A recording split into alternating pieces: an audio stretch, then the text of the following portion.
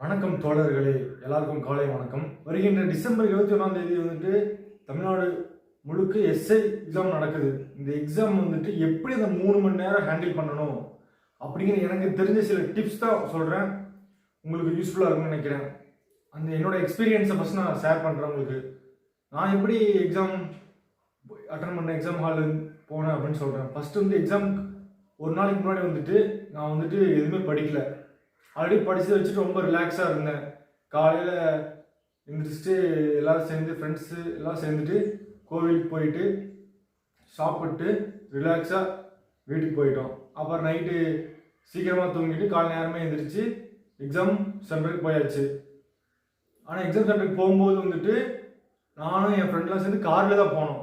ஏன்னா வந்துட்டு exam centre ஒரு 5 கிலோமீட்டர் 10 கிலோமீட்டர் இருந்தால் நீங்கள் பைக்கில் போகலாம், இல்லை உங்கள் வீட்டிலேருந்து கூட போகலாம். ஆனால் ஒரு 40 கிலோமீட்டர் 50 கிலோமீட்டர் டிஸ்டன்ஸில் இருந்துச்சு அப்படின்னா நீங்கள் வந்துட்டு காரில் போகிறது பெட்டர்.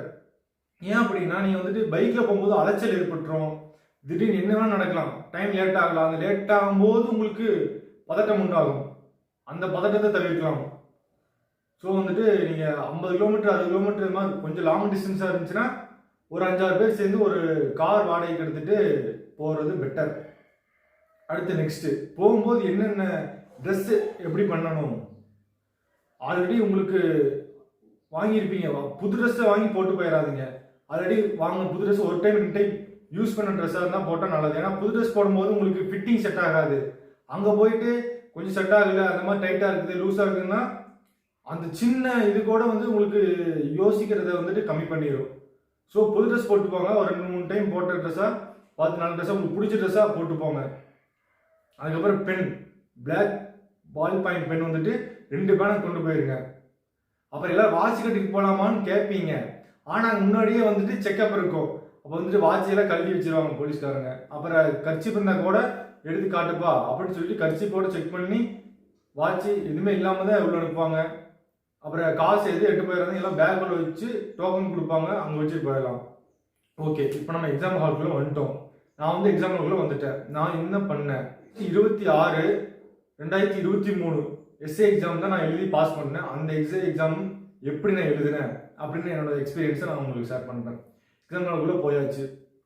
போயிட்டு பக்கத்தில் தண்ணி வச்சுருந்தாங்க, தண்ணி குடிச்சிட்டு ரெஸ்ட் ரூம் போயிட்டு வந்துட்டு ரிலாக்ஸாக உட்காந்தாச்சு. அப்புறம் என்ன, டெஸ்க்கு வந்துட்டு நிறையா ஸ்கூலில் வந்துட்டு க்ளீனாக இருந்திருக்காது. இன்னும் பழைய டெஸ்க்காக இருந்திருக்கும், தூசியாக இருந்திருக்கும். இப்படி வச்சோம்னா பேப்பர் கை வச்சோம்னா அப்படி ஆடிட்டு இருக்கும். அதை வந்துட்டு நீங்கள் ஏதாச்சும் கட் பண்ணி வச்சுக்கோங்க. ஆனால் பக்கத்தில் எடுத்து வச்சுக்கோங்க, காலை வச்சு அமைக்க வச்சுக்கோங்க. இல்லை ஏதாச்சும் வேஸ்ட் துணி பக்கத்தில் இருந்துச்சு அந்த ஆடாமல் பார்த்து அடியில் ஏதாச்சும் முட்டு கொடுத்து வச்சுக்கோங்க. வந்து ஸ்டார்ட் ஆகுது, கொஸ்டின் பேப்பர் கொடுக்குறாங்க.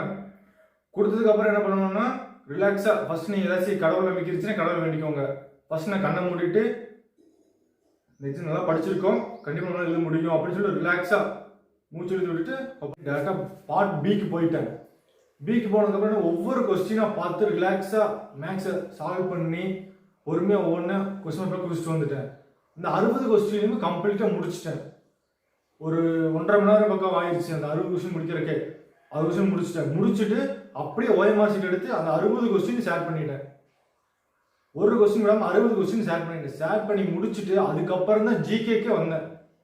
ஏன் அப்படி நான் பண்ணேன் அப்படின்னா, இப்போ மேக்ஸ் வந்துட்டு கடைசி ஒரு 5 நிமிஷம் 10 நிமிஷம் போது டக்குன்னு யோசிச்சு நம்ம போட முடியாது, பதட்டமாயிடுது. கடைசி 5 மினிட்ஸும் போது யோசிக்கவே முடியாது. சைக்காலஜி மேக்ஸ் பொறுத்தவரைக்கும் ரிலாக்ஸாக காமாக யோசிச்சாதான் ஆன்சர் கிடைக்கும். அதனால் நான் பார்ட் பிஏ ஃபஸ்ட்டு முடிச்சிட்டேன். முடிச்சப்போ லாஸ்ட் ஒரு 1 ஹவர் இருந்துச்சா, அப்புறம் வந்துட்டு ஜிகேக்கு போனேன்.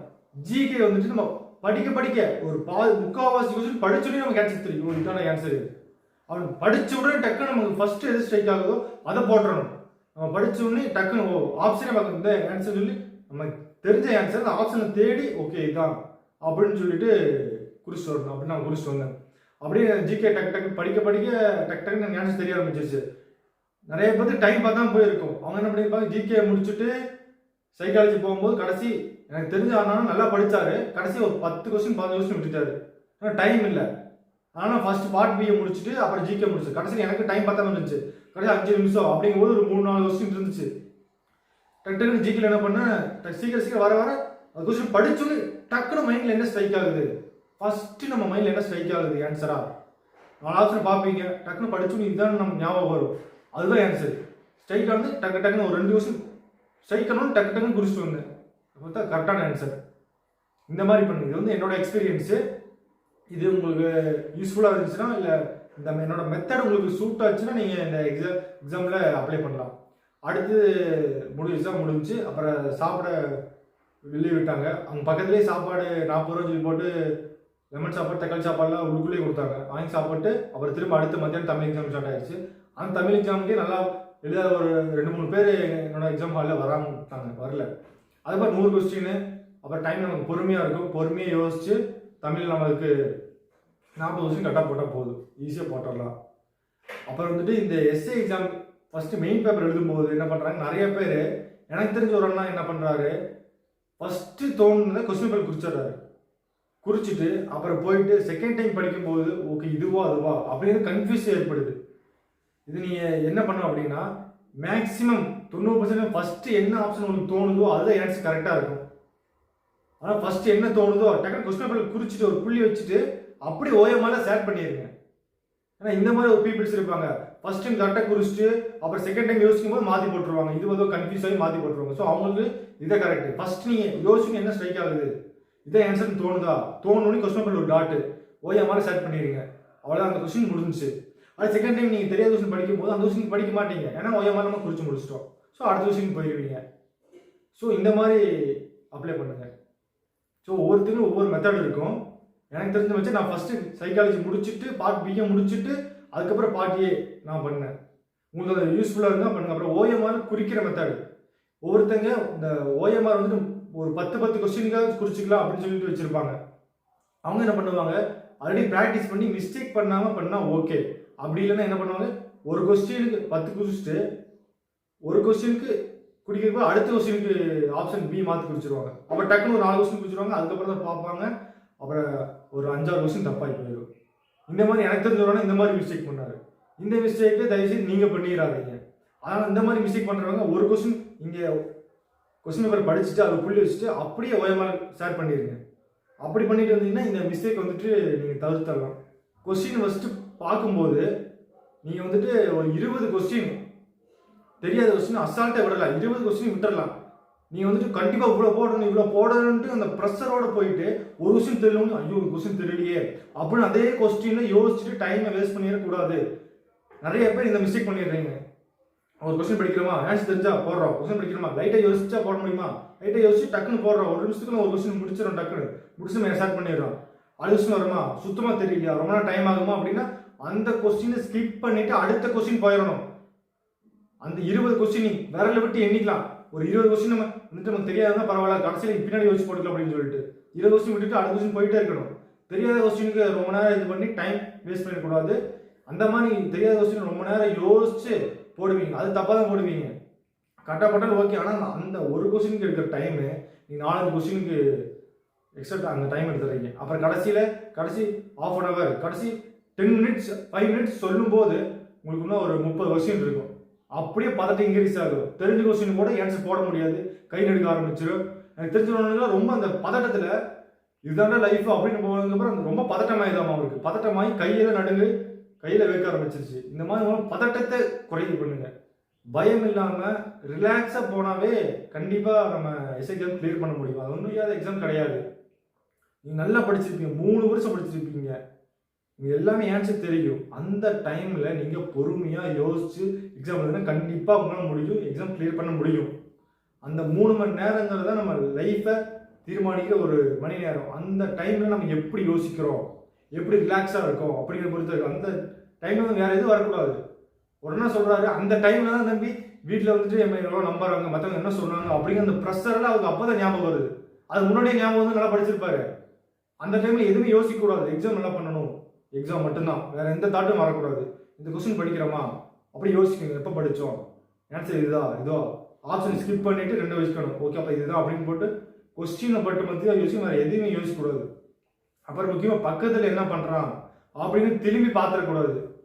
அப்புறம் தெரியும் சான்ஸ் கிடைச்சா பின்னாடி திரும்பி கேட்கக்கூடாது. ஏன்னா பக்கத்தில் வரவனே படிக்காம தான் வரும், அவனுக்கே ஒன்றுமே தெரியாது. என் பக்கத்தில் வந்து ஒருத்தர் வந்துட்டு கண்ணாடி போட்டு வந்து உட்காந்துருந்தாரு. எனக்கு என் மனசு என்ன கண்ணாடி போட்டு இருக்கா வந்து எக்ஸாம் எழுதிட்டு இருக்காரு அப்படிங்கிற மாதிரி தோணுச்சு. ஆனால் நான் அதை பேசவே இல்லை. எக்ஸாம் பண்ண ஒருத்தட்டையும் பேசிடாதீங்க தயவு செய்து. நான் பக்கத்தில் பேசவும் இல்லை. என்னோட எக்ஸாம் எழுதி முடிச்சேன்னா அப்படியே வெளியே ரிலாக்ஸாக வந்தேன். சாப்பிட்டு முடிச்சுட்டு தமிழ் எக்ஸாம் பேப்பர் முடிச்சுட்டு வெளியே வரும்போது ஒரு கேட்டா, தம்பி எக்ஸாம் நல்லா பண்ணியா, வந்துருமா நல்லா பண்ணிட்டேனா அப்படின்னு. அப்புறம் எக்ஸாம் ஆன்சர் கீ வந்து செக் பண்ணேன், கிளியர் ஆயிடுச்சு.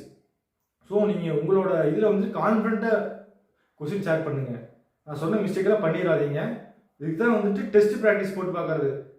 இப்போ நீங்கள் எக்ஸாமுக்கு ஒரு 2-3 நாளைக்கு முன்னாடி, ஒரு வாரத்துக்கு முன்னாடி நீங்கள் யாரும் டெஸ்ட் போட மாட்டீங்க அப்படின்னு நினச்சிட்டு இருப்பீங்க. ஆனால் அது தவறான விஷயம். ஒரு 3 நாளைக்கு முன்னாடி நீங்கள் ஓவரால் ஒரு டெஸ்ட் போட்டு பார்க்கக்கூடாது.